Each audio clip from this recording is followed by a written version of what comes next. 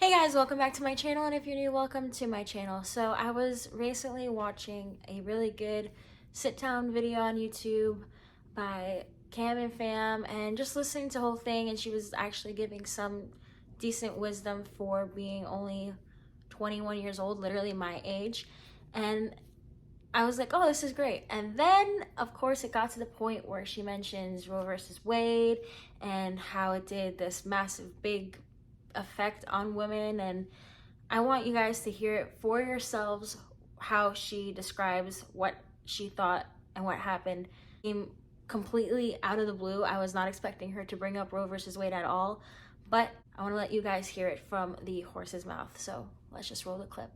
Dehumanizing it is to be treated that way. When Roe versus Wade was overturned, it really hurt. Part of me thought, am I really surprised? It's been really clear for a long time that women are seen as incubators, as baby makers. That's our purpose in life. The way that society is structured has made that very clear, but that's not every woman's purpose, and we need to change that way of thinking. Like I said, it's just so dehumanizing. So first things first, the overturning of Roe versus Wade just gave the power back to the states to be able to decide if they wanted to keep abortion legal or not.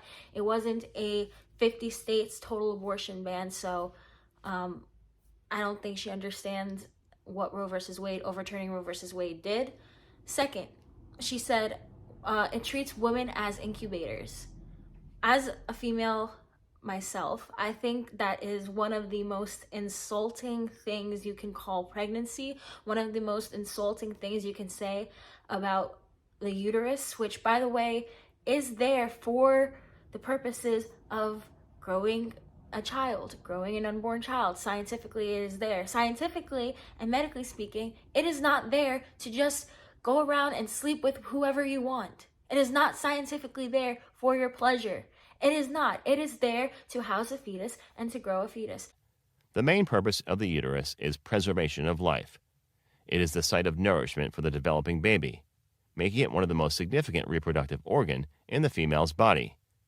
In search of a better home, the egg journeys downward. Enough space can't be provided by the tight fallopian tube to house the growing embryo, and this is why the uterus is the best fit. The expansion and the contraction of the uterus can make room for a developing baby. It is also rich in supply of blood vessel, making the uterus the best site for the implementation of the embryo. Thus, the uterus is the site that allows for continuous reproduction. So to say, oh, women are incubators and now they're just seen as, you have to be mothers the rest of your life, and that's all a woman's good for. No one in the pro-life movement is saying all women have to be mothers, they can't go out and get a job. That's strawmanning the position. No pro-lifer says that. The pro-life movement says you became a mother by having sexual intercourse.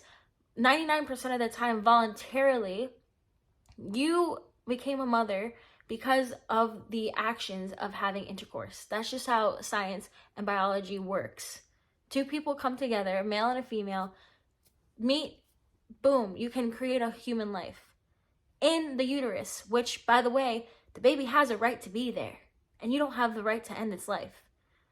So I don't get how people who, and I want to emphasize this, women who call the uterus an incubator, or who say women are not incubators, that is a complete insult.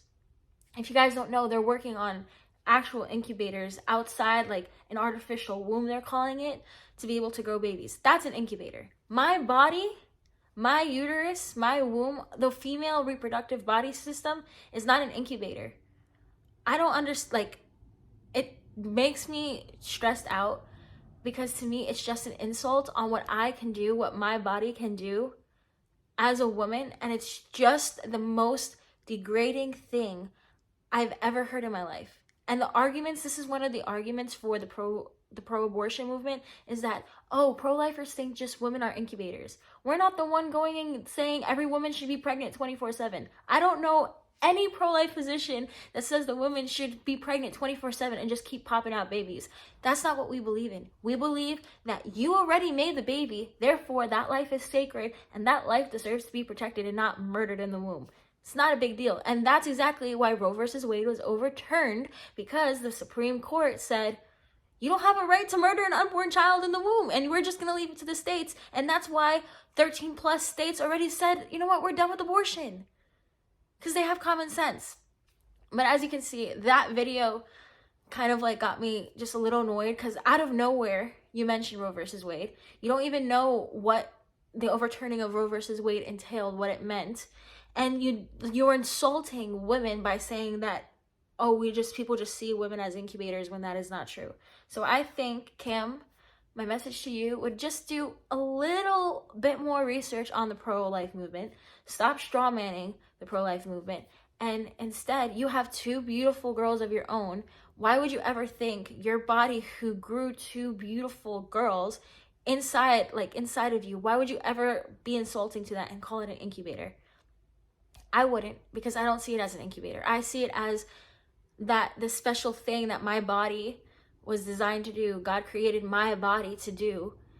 And birth and all this stuff, and motherhood, it's just a beautiful thing that we as women can experience, and you have it. So I would say my advice would just be, ask a pro-lifer. Ask me what you believe about abortion. Ask me why I believe about abortion. Ask me the scientific facts. I'm a pre-med student. I'm studying in the field of obstetrician and gynecology. So instead of speaking ignorantly, like a typical, liberal left wing who's just mad at the pro-life movement, like all of the other left-wing Democrats are, why don't you have a conversation? Invite a pro-lifer on your channel and ask them questions in a sincere heart. I'm more than willing to do it. I would love to have a conversation with you. So if you ever see this, Cameron, the invitation is open. Invite a pro-lifer on. Invite someone who believes in the movement strongly and who knows about the movement strongly to have a conversation with you. So therefore, in the future, you do not strawman so hard the pro-life position, and you do not insult women like that. You're not just insulting me as a pro-life woman. Not that I don't think you would care, because you would already say I'm betraying my own gender. I'm betraying women. You don't think I'm pro-woman. But listen to them. Sit and listen and have a conversation. And maybe, just maybe, even though your mind might not be changed, you'll have a little bit more understanding. That's all I wanted to say. Anyways, guys, with that being said, thank you guys so much for watching. If you guys liked this video and were encouraged by it, please leave a thumbs up and subscribe and comment down below. And Lord willing, we will see you on the next video. Remember that Jesus is Lord and abortion is murder. We'll see you next time. Peace out.